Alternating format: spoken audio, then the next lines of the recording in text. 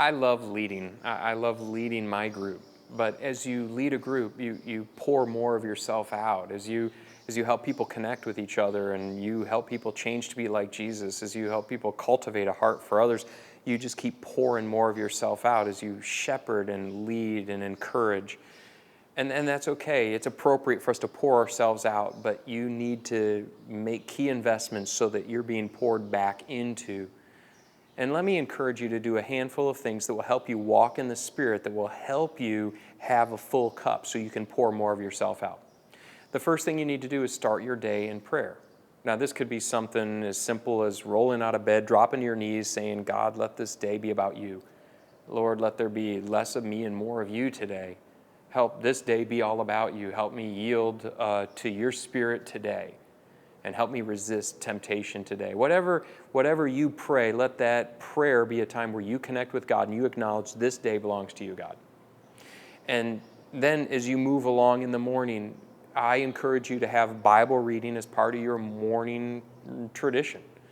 As I have my morning cup of coffee and have my breakfast, not the newspaper on my table, the Bible is open on my table.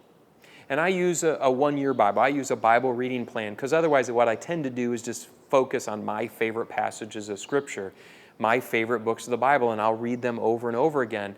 And since the Scriptures tell us that all Scripture is profitable for teaching, for correcting, for reproof, for training in righteousness, since all Scripture is good that way, then we need to read all of Scripture.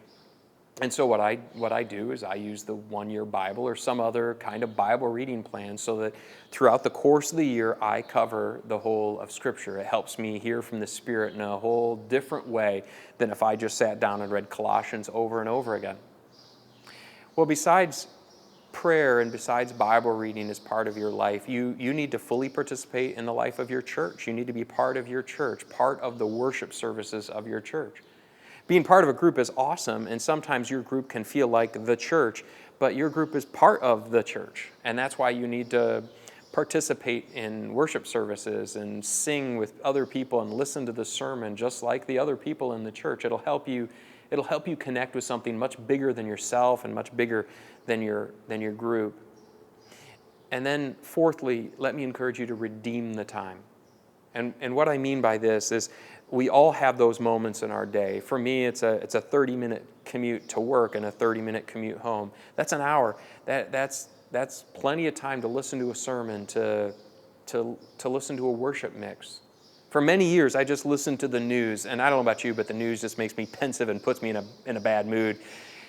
I turn off the news now and I put on a worship mix, or I listen to some scripture being read, or something that's uplifting and encouraging or challenging. And I tell you, I show up to work or I show up home in a whole different frame of mind. If you do some of those things, what you'll find is that your cup is full, and that will give you the energy, that will give you the strength and the fortitude to continue to pour yourself out as a leader.